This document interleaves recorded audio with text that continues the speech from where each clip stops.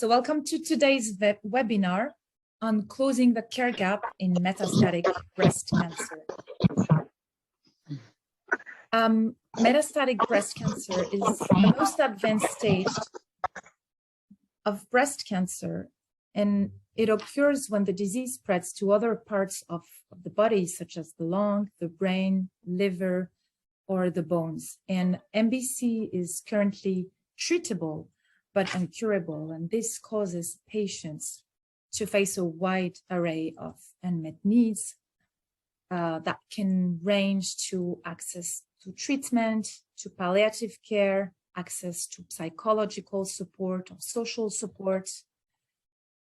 Patients also face financial and professional hurdles, and with all of that, oftentimes they are being stigmatized for their disease. And today we want to wonder all together, how can the cancer community can address all of these issues so that patients are able to live longer, but also with a better quality of life. And also look at situations, how we can address these questions in context where resources are limited or populations and patients are particularly hard to reach. So in the agenda for today, after the welcome that is now, we will have the pleasure of welcoming Dr. Fatima Cardozo. Dr. Cardozo is the director of the breast unit of the Champalimaud Clinical Center in Lisbon, and she is also president of the ABC Global Alliance, which is a network of organizations that are engaged in raising the awareness and having advocacy at a global level for advanced breast cancer patients. Dr. Cardozo will be talking about the important work that the ABC Global Alliance is doing globally, and in particular, what are the action for changes that she recommends to organizations engaged in metastatic breast cancer. After her presentation, we'll have the pleasure to listen to Dr. Cynthia Villarreal Garza. Dr. Villarreal is the director of the Medical Oncology Department of Breast Cancer Center at Zambrano Helion Hospital. She is dedicated to support women with breast cancer in Mexico in a variety of fields that she is engaged with. And she's also engaged, for instance, in this organization, MILK, that is doing a fantastic job of doctors in breast cancer. And Dr. Villarreal will be specifically talking about how to address the information gap on MBC patients. She will share her perspective as a doctor and oncologist on how to communicate with patients. We'll also listen to Dr. Kimberly Badal. Thank you very much for being with us today. Dr. Badal, she's the founder of the Caribbean Cancer Research Initiative. That is an organization she has created a few years ago with this vision to be able to improve cancer outcomes in the Caribbean region. And Dr. Badal will be specifically talking about a patient navigation program that she has been developing together with her team in Trinidad and Tobago, where the organization is located. After this presentation, we will have a time of Q&A, where we want to hear your comments, your questions to the speakers on the different points that they have proposed. You are welcome already right now through the chat to put some questions that come into your mind, or save them for this moment of Q&A, where we want to have this interactive moment. Before I hand over to Dr.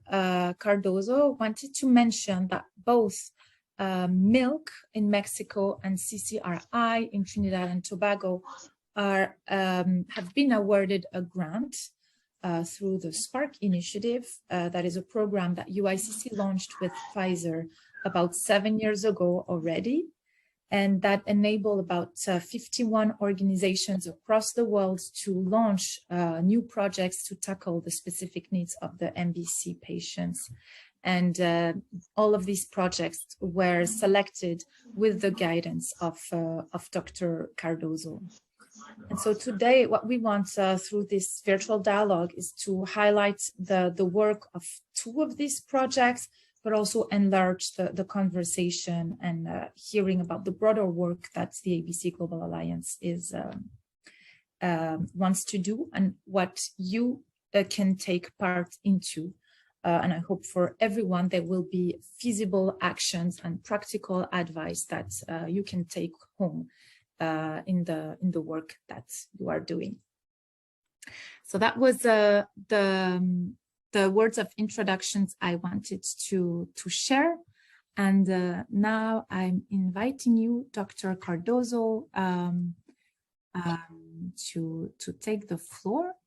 So you have the hand to be able to share your presentation. And thank you so much for having accepted the invite to speak today. We can see the slides all right. Thank you very much, Sabrina. Thank you for the invitation to be here, and also to everyone that has joined us in this webinar. So I will try in a very brief way to save more time for Q&A, just to highlight why we created the Global Alliance and how we can work all together to improve the lives of these patients. So these are my disclosures. So starting with why we needed to focus on advanced or metastatic breast cancer. So this is the normal curve that you see in the mortality rate of breast cancer, and in this case, early breast cancer. The example there is UK and US, but it is like that in the vast majority of countries. So you see a steep decrease in mortality starting in the 90s. And the reason why you see that is because something was started 1 or 2 decades before and had this huge impact in the population-based data. You need to start many years in advance so that then you can see the effect in the population. And what we know is that in the 70s and 80s, 2 very important things started: screening programs and early diagnosis, together with education and advocacy. A lot of the advocacy groups were started to be created in the US and the UK in the late 70s.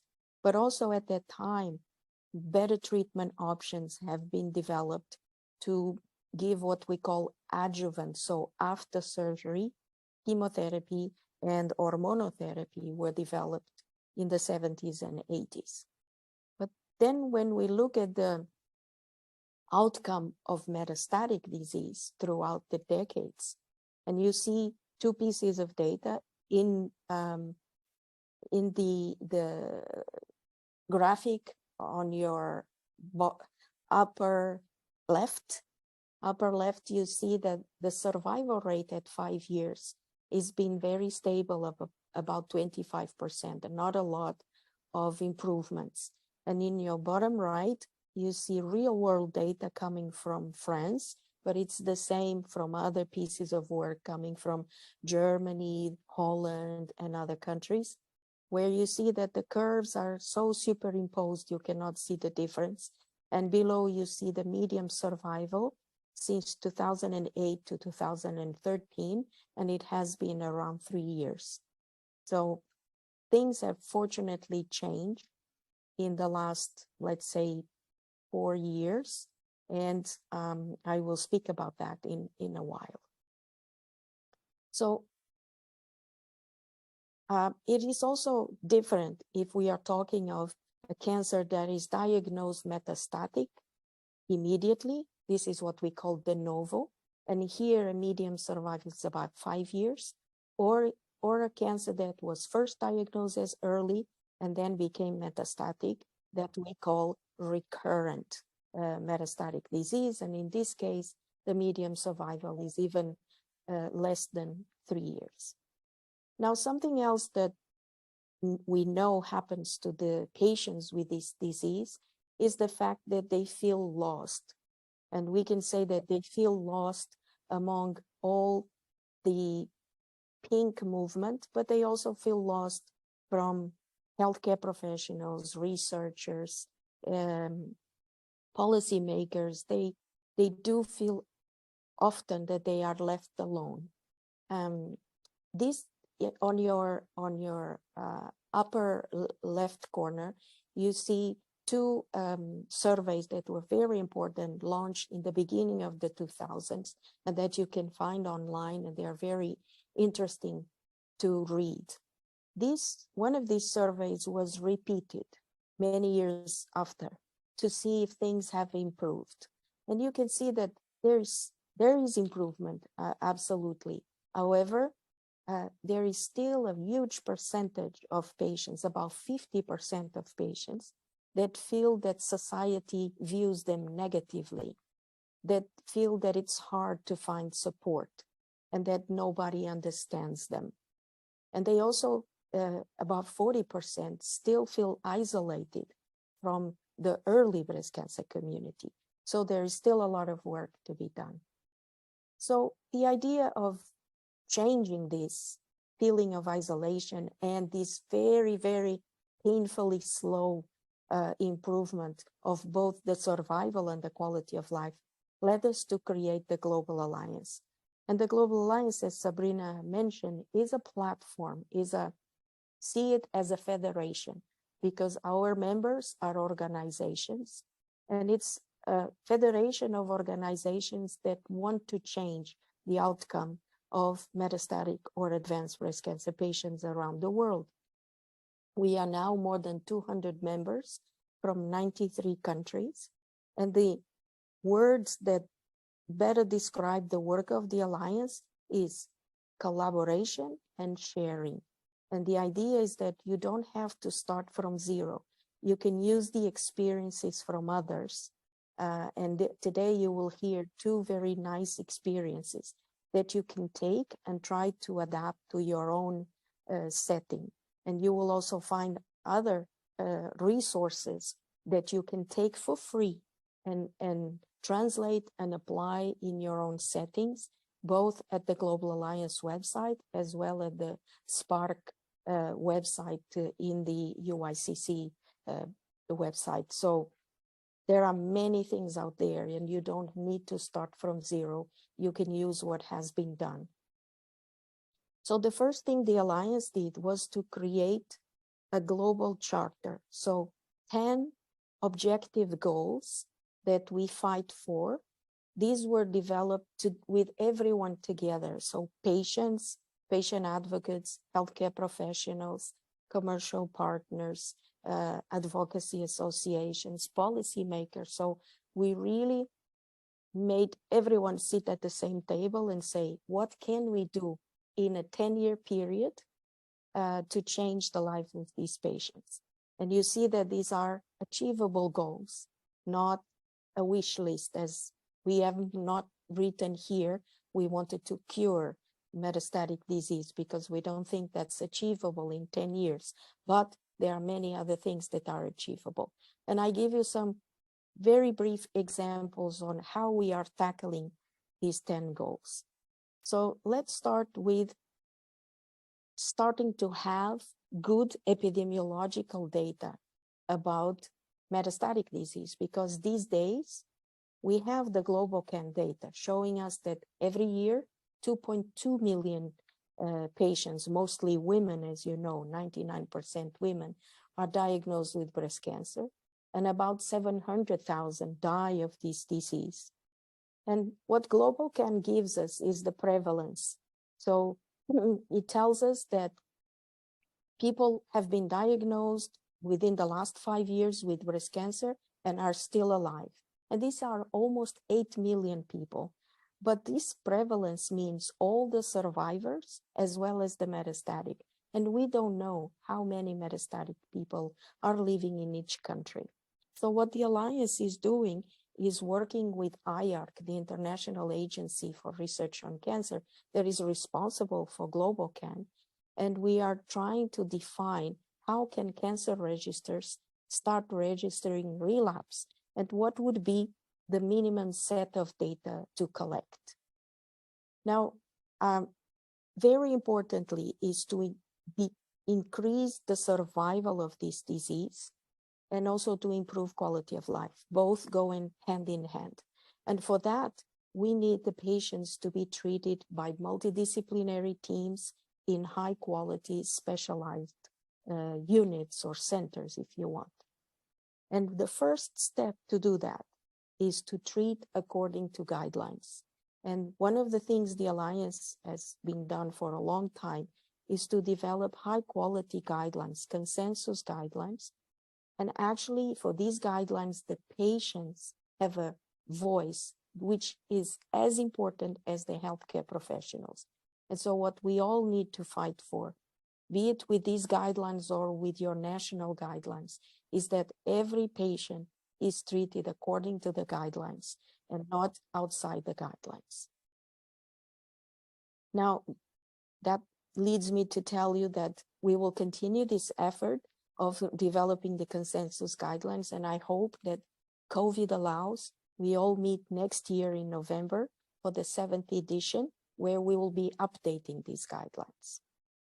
Now, there are other things that are important. For example, we know that the tools we use in clinical trials to measure quality of life, they were all developed for early breast cancer. And we don't have a tool specific for metastatic disease. So we are developing that tool together with this group that it's called EORTC. And the EORTC is responsible for development of quality of life tools. And also with another group called ILSOMA, which is responsible for the certification process of what we call breast units. We have developed quality indicators. What does this mean? It means that if you want to verify if there is a high quality care, you need to verify certain indicators. But until now, those indicators only existed for early breast cancer. So what the Alliance has done is to help develop quality indicators for the quality of care for metastatic patients, so that we can certify breast units that are good, not just for early disease, but for metastatic disease as well. Another example that I'm going to give that we fight for around the world, as I'm sure many of you are aware of this important need, is accessibility. And this is just a graphic. I could show many others, but these are European countries divided by outcomes in breast cancer. And you see there is a red cluster with worse outcome, and they are all from Eastern Europe. And what is the problem in Eastern Europe is very often inaccess, so lack of accessibility to high quality care. And I'm not just talking about drugs and new treatments and expensive treatments, but sometimes inaccessibility to radiotherapy, inaccessibility to high quality pathology, like in many areas of the world, namely African countries. And also lack of accessibility to something that it's not even expensive, which is pain control. This is the world according to morphine consumption. And you see that some countries or regions almost disappear and others are very big. And so this is linked to this other graphic that I'm showing you, which is number of patients dying in pain. So this is something we all can fight for, because morphine is inexpensive, and maybe we cannot stop people from dying, but we can certainly stop people from dying in pain. So how do we do that? Well, apart from the guidelines, we make sure that metastatic patients are not forgotten in the majority and the important breast cancer initiatives. we help to develop and share resources and help also those living in low middle income countries. And of course, raising awareness and fighting stigma, which are responsible for many of these issues. I just wanted to call your attention to 3 initiatives that are ongoing. Well, in Europe, there's a new Europe's Beating Cancer Plan. And all over the world, the WHO is implementing the Global Breast Cancer Initiative. And there is also a new Lancet Commission on breast cancer. Well, what the Alliance has been doing is to make sure that the metastatic breast cancer patients are not forgotten in all these 3 initiatives. Something I don't have much time to go into detail is this need to change the reimbursement rules so that they are more patient-friendly and we can have access to oral treatments, shorter radiation treatments. And finally, we also improve communication with care professionals and patients, and we do that by promoting communication skills training throughout the world. I know that Sabrina will mention to you this again, but I just wanted you to know that if you go to the Alliance website, you will see a lot of programs and resources that again are free to use in your country, your region, and they can be translated and used, and we can help you with that translation and use. And finally, I will end my talk by telling you that there are 2 important issues that we have built awarenesses campaign. One of them is the right to work. So as you know, the treatment of breast cancer, of metastatic breast cancer, is expensive and is a burden for the patient and the family. And if you link to that the inability to work, that leads to huge impact, financial impact to the patient and the family. And so one of the things we've been doing is to change the laws related to work to allow patients to have flexibility and be able to continue to work. So I'll invite you all to see the movie that we have made for the awareness campaign, as well as our wall of stories with examples all over the world, good examples and bad examples as well. And finally, stigma. As you know, in many countries, the answer is, well, it's an incurable disease, so why should we waste resources on these patients? And this is wrong, because nowadays, with access to high quality care, we have moved from overall survival of 2 to 3 years to overall survival of 5 years in 2 of the major subtypes of breast cancer. So we all need to continue to do what we are doing today, which is fight the stigma. And I'll invite you also to go to the website and see this very short 1.5 minutes video about stigma. So thank you very much. And over to you, Sabrina. Thank you so much, Dr. Cardozo, for this short presentation, but so extensive on all the different measures that organizations and individuals engaged in MBC should prioritize. And I heard about the work that you're doing with healthcare professional training, which is very important to talk about the topic of communication with the patients and address what you mentioned about patients feeling lost, left alone, and not understood. And I think that will be a very nice link with a short micro course from Dr. Villarreal on these questions. So Cynthia, we can see your slides all right, and you have the floor. Thank you.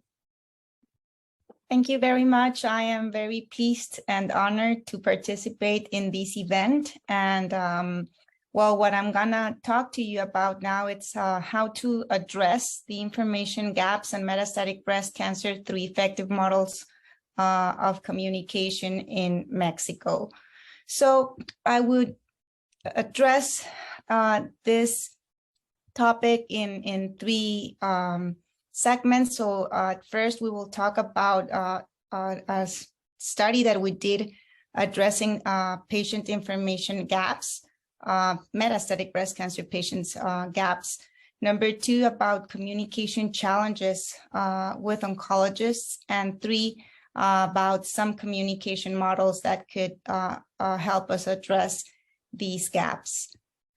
So this was the first study we did, supported by the SPARC MBC Challenge Award. And we did a study where we surveyed 185 patients with metastatic breast cancer who attended follow-up medical appointments at the Instituto Nacional de Cancerología in Mexico City from June to December 2018. So all metastatic breast cancer patients. And we asked them if they believed that their disease, that their metastatic breast cancer disease was curable. And only 52% of the patients were aware that their disease was not curable. 17% thought that it was, and 31% were not sure. We also asked them what was their main source of information about their cancer. And for most of them, 74% of them, the healthcare personnel was their main information source, but also printed resources and internet were important resources where patients gather information. We also asked if they considered different therapeutic options before starting their treatment, and 23% of them say yes, different options from medical treatment. And a very important question that we asked was if they considered they had enough knowledge to participate in the conversations about their treatment options. And 58% of the patients said no. So we identified there were gaps in here about information and about having enough knowledge about making decision shared the decisions. So what other sources we have about this topic? So we know from other populations that between 20 and 58% of patients with metastatic breast cancer have reported to believe their disease is incurable. There have been a meta-analysis where they said that only 49% of patients with metastatic cancer correctly understood their prognosis. And most patients with metastatic cancer wish to receive more information about their prognosis, between 60 and 85% of them, and about their treatment options and objectives, up to 84%. However, a limited proportion of these patients have conversations about these topics with their physicians. So there is a huge opportunity in here. A second study we did about this topic was now asking the oncologist about the communication challenges they have with their metastatic breast cancer patients. So we surveyed 115 oncologists, 82% of them were medical oncologists, and we asked them what were the most relevant topics to discuss with their metastatic breast cancer patients. And they answered that 98% answered that treatment objectives were the more relevant to discuss, and then 94% of them about prognosis. The hardest ones to discuss with patients were end-of-life care discussions in 29% of the cases and treatment objectives in 23%. We also asked them about what were the main challenges when they were giving bad news to metastatic breast cancer patients.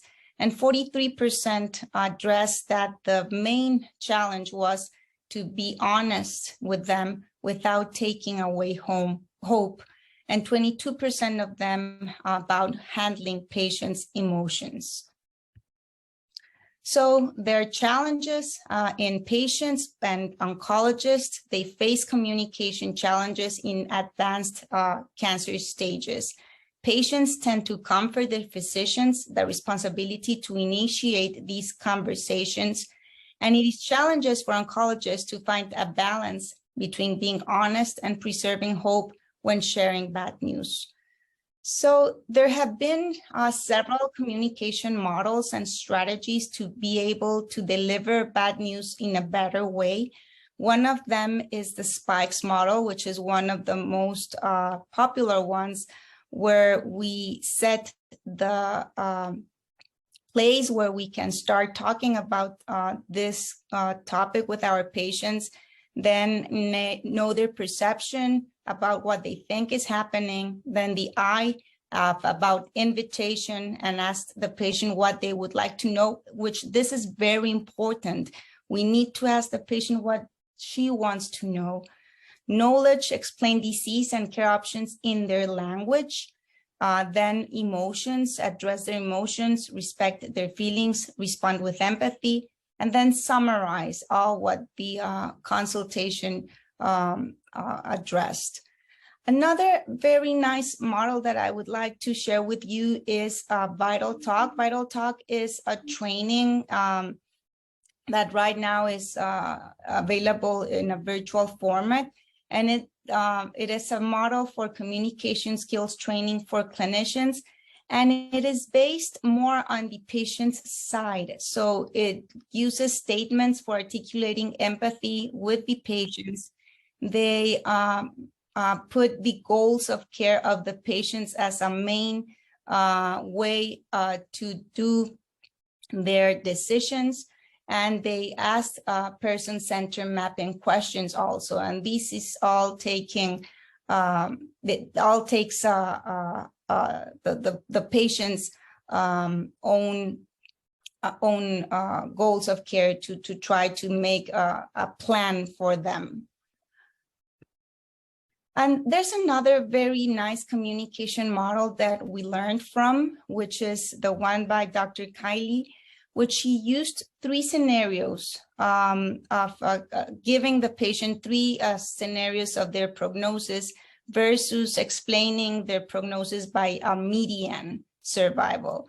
So for example, she did this case, a scenario where 505 patients with cancer, she explained them through different scenarios what could be their prognosis. So for example, she said, if we imagine 100 people in exactly the same situation, then we'd expect that 5 to 10 people will live 3 years or longer. So you go to the better prognosis or the better scenario. 5 to 10 will do the worst scenario. They would die in the next 3 months. And 50 of them will live 6 months to 2 years. So this is a different way of explaining prognosis to patients compared to just a median survival, which is not always understood by patients. And in this way, many patients believe that it was more helpful for them to learn about their prognosis. It made more sense. It was easier to understand. It also helped them to make better plans in the future. It gave them hope. They reassured the information, and it decreased anxiety and also helped the family members understand better.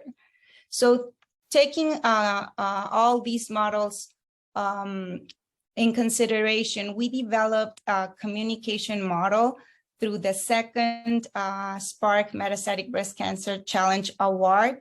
And this is called the 4 Metastatic Care Model. So it's a model of information delivery for metastatic breast cancer patients. We are about to start a prospective multi-center study, clinical study among patients with metastatic breast cancer in Mexico, candidates to start first or second line treatment. There would be a control group where the patients would get their usual care, the usual way of communication with their oncologist. Then they will have training for oncologists based on this model. And then we will measure the intervention group.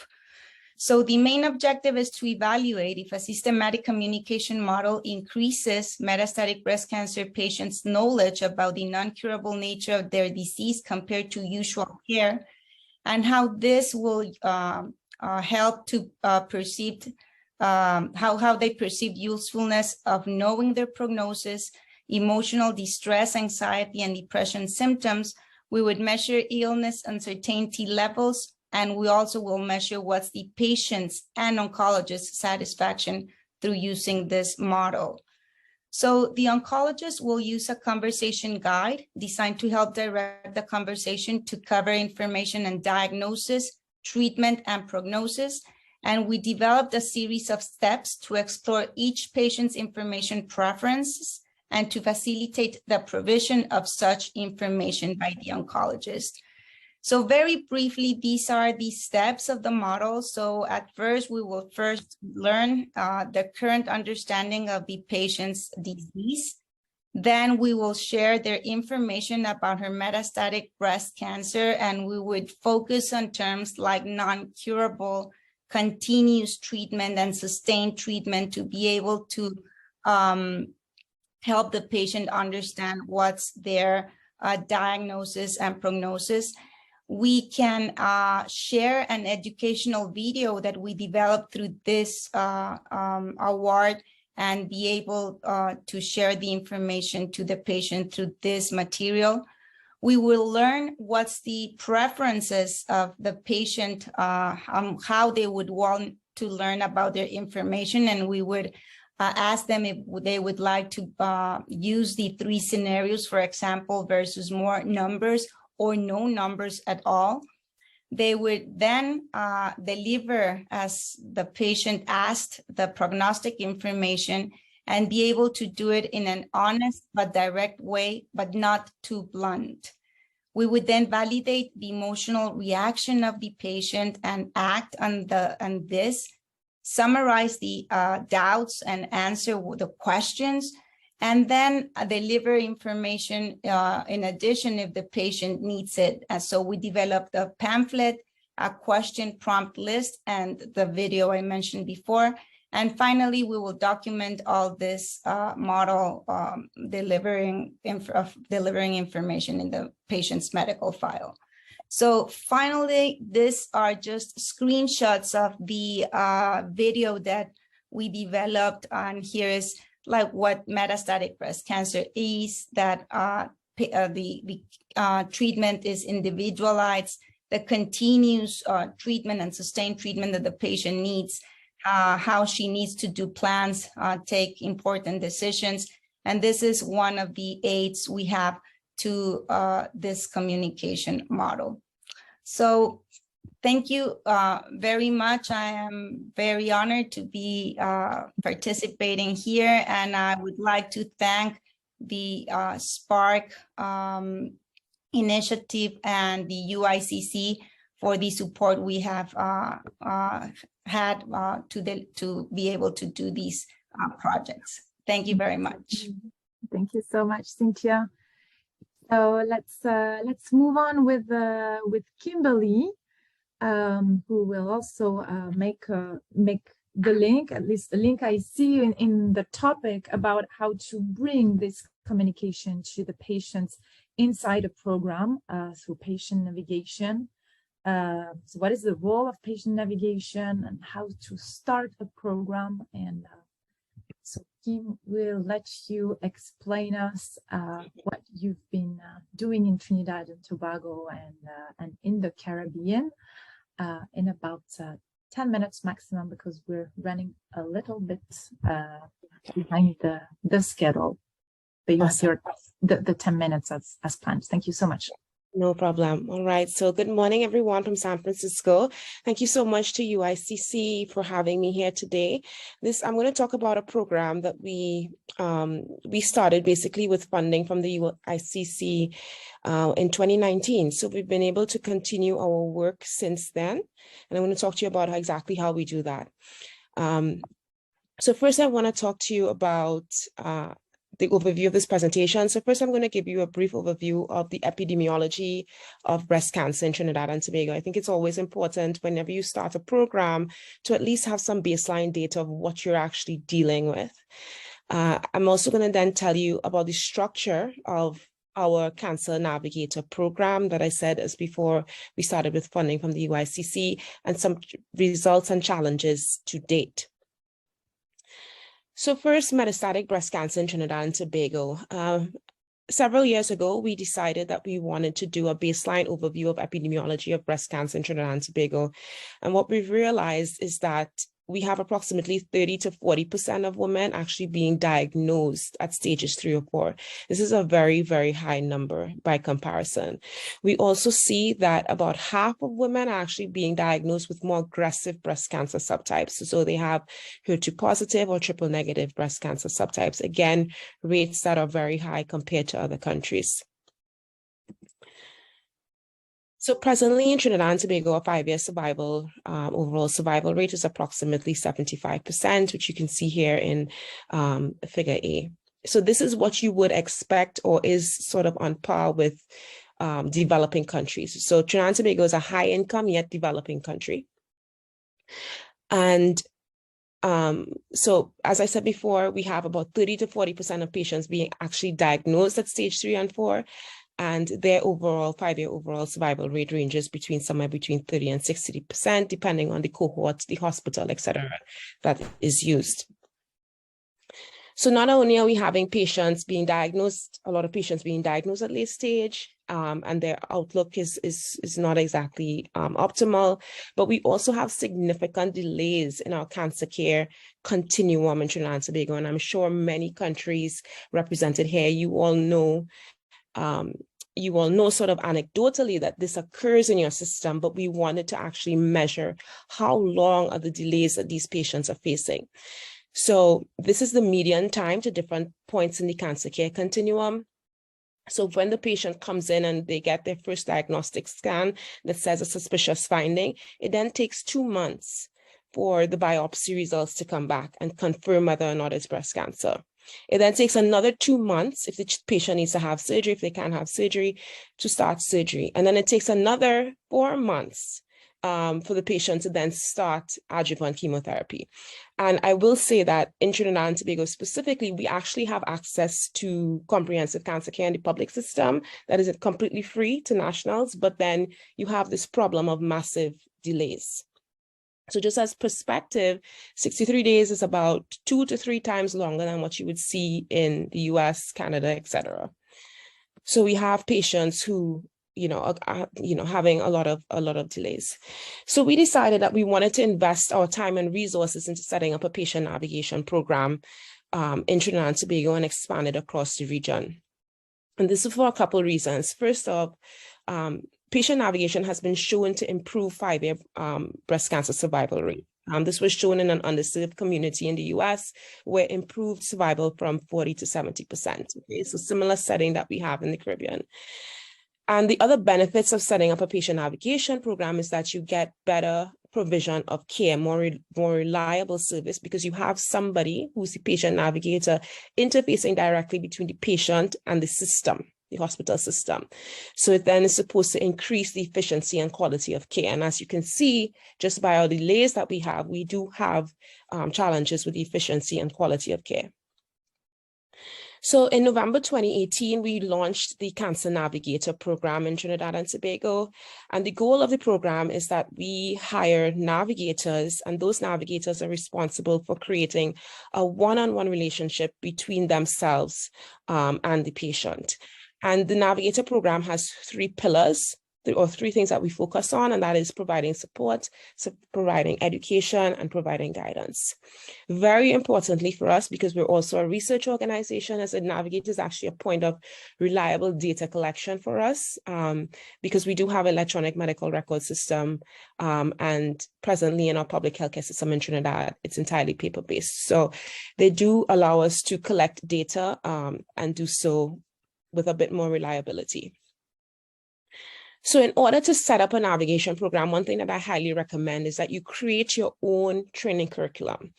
because your context in which you're setting up this navigation varies. So what we did is the American Cancer Society had an example of a training program with core competencies, etc.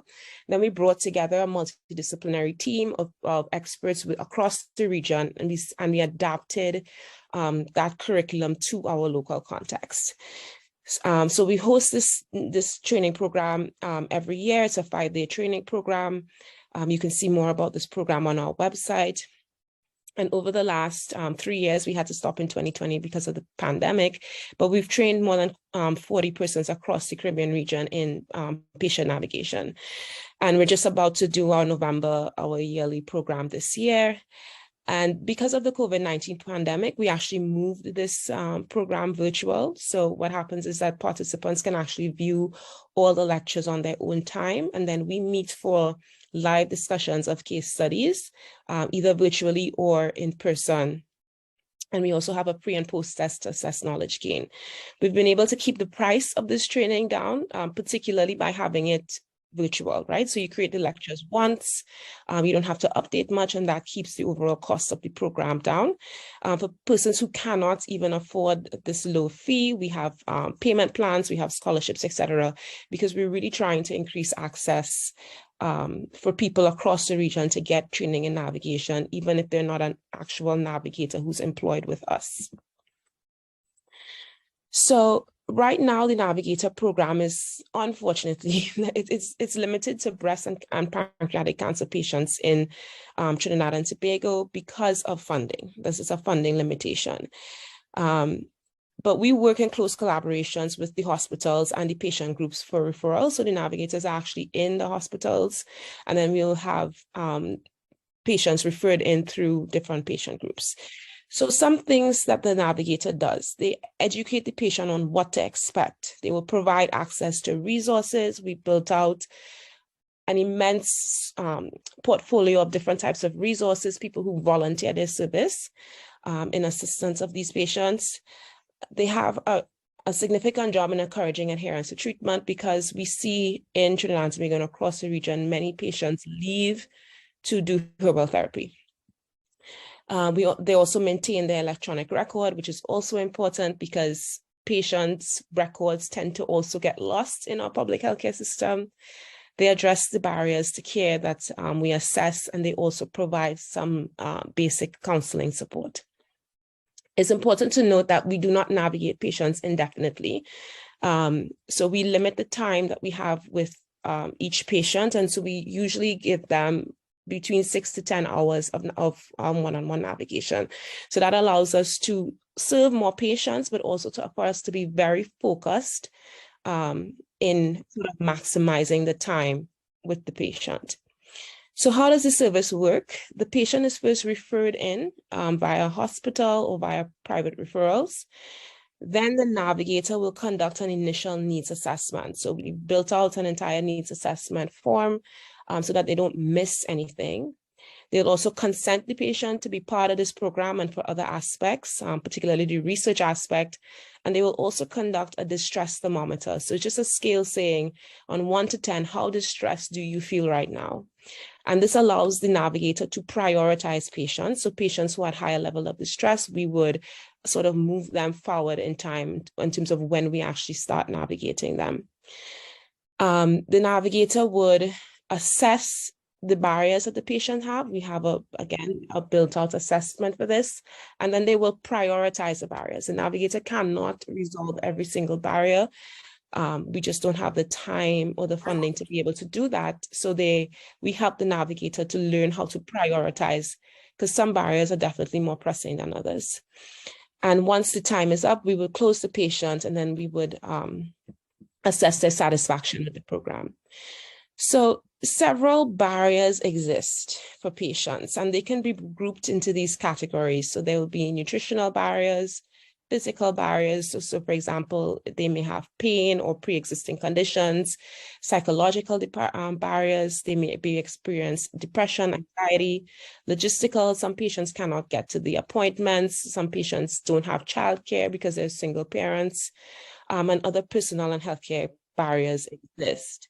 So on average, we see that a patient will have 5 to 6 major barriers or challenges that we need to resolve. And the number one barrier is the delay in getting the appointments and the return of diagnostic scans, because unless you can get your results back, the doctor cannot start treating you. And then the next key barrier that we see is emotional or psychological related. And we tend to prioritize those barriers because if the patient does not feel able to cope with the diagnosis, then nothing else, it becomes very difficult to lend support or to solve anything else. So we also prioritize this barrier, and we have in-house therapists that also help us to address this. So of the patients who've actually returned our satisfaction survey about the program, everyone, 100% of them are usually very satisfied with the program and how we've been able to assist them.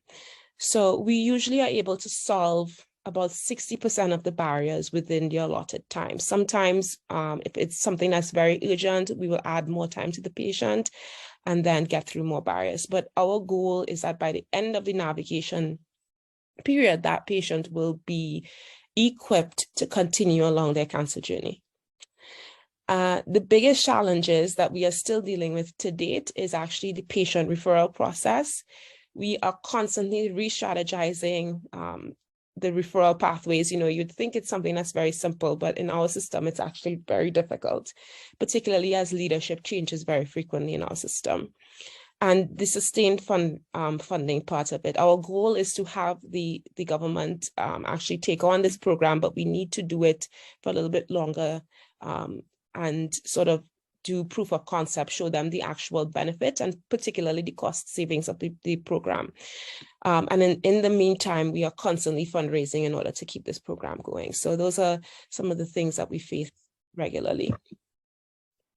So we have several partners, local and international partners. I especially want to thank the UICC. Again, without them and their sort of seed funding for this program, it would not have been possible. So thank you all, and I'm happy to take any questions.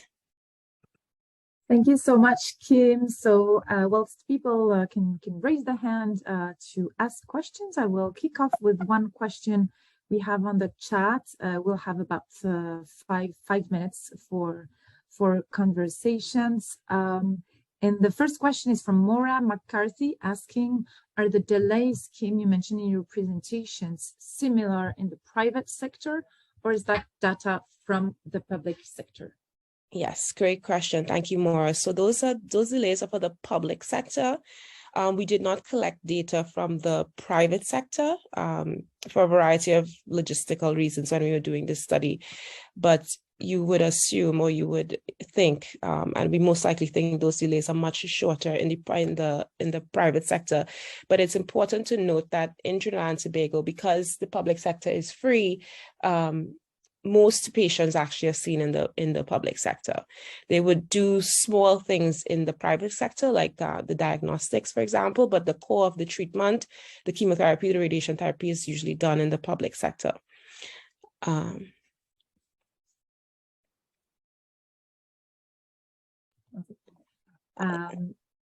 Thank you very much. I see another question from Dr. Cardozo to you, Kim. Are the Navigator patients themselves or not necessarily?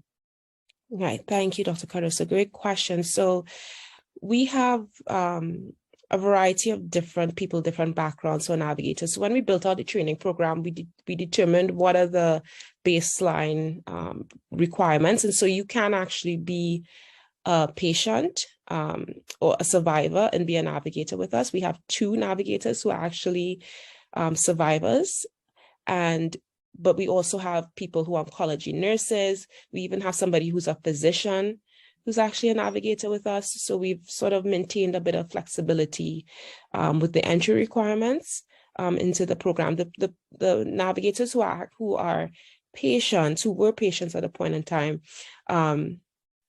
they tend to we sort of position them with particularly the persons who we navigate that are experiencing more barriers than the average person, because they tend to be able to have a level of empathy that somebody who has not had to deal with this process has. Thank you. Are there any other questions or comments people want to make? Can I follow up on that question? Sure. So, and Kimberly, what about, you know, one of the struggles we have is sometimes a survivor does not fully understand a metastatic patient, right? Right. But it is also difficult to train metastatic patients to be patient navigators. So have you had any, we also have a peer navigation program on the website of the Alliance, which is freely available for anyone who would like to train metastatic patients to be navigators. But do you have any specific advice on how to overcome this difficulty of training metastatic patients? Yes. This is actually a really great point. So we have not the two persons who are in our program who are early stage breast cancer patients, and they've been in survivorship for a very long time at this point. So we have not had an experience of training a metastatic person, although we've had several requests. So, you know, a lot of metastatic breast cancer patients will come to us and want to join the training program, but by the time the program starts, something has happened, major has happened in their care or their trajectory that then makes them not able to join the program. So we've looked at developing a peer navigation model. This is actually something that we thought about early on in our system. We think it's extremely valuable. We just haven't had the bandwidth as yet to set something like that up. So what I suggest that you or anyone else who is online and would like is you can take the program, because the program has been fully developed. It's called really peer navigation. And then you can run it in your region or your country. And the steering committee of that program can provide support on how to do it. Because obviously, like you say, it cannot be any metastatic breast cancer patient. Depends on how stable is the disease, what is the prognosis, what is the foreseen progression or not of the disease. And so, but the program is available, and the feedback from patients who have peer navigators that were patients also, it's very, very positive, as if they say that they really understand what they are going through. Yeah. So Thank you for that. Maybe something to add to what you are already doing. Yes, actually, this is something that we will definitely look into. I wasn't aware of this resource, so thank you so much. Thank you so much for mentioning that. So after the call, I think it's already time to wrap up. We will be following up with a few of these resources that Dr. Cardozo you have mentioned, so we can share here with the group. We can also point out to the hard-to-reach population toolkits that the ABC Global Alliance has been putting together. That is a repository of initiatives of organizations working in MBC, and it's freely accessible on the web. I'm also happy to share the page on UICC website with all of the 51 SPARC projects. They all on their page share resources that they have created specifically for MBC patients, be it training materials, websites, links to apps. And we really encourage you to have a look at them and also contact all of these project leads and organization so that we don't reinvent the wheel, but we continue to collaborate all together. I also briefly wanted to mention that we have a series of opportunity around breast cancer at UICC you might be interested in. These include a breast cancer awareness campaign that we're launching right now. It's social media messages that you'll find on our website, and you can just reshare on your social media. We've got a master course on good practices for breast cancer programs that you can apply to right now. The course will be starting in November, and we are accepting applications. And also, I want you to invite you to the Congress. Obviously, that's the highlights that we have at UICC. For 4 years, we've been waiting for that moment to be able to connect all together and meet with some of you in person. Here on the slide, you can see some dedicated sessions on breast cancer, but more broadly, it's really the opportunity to be all together.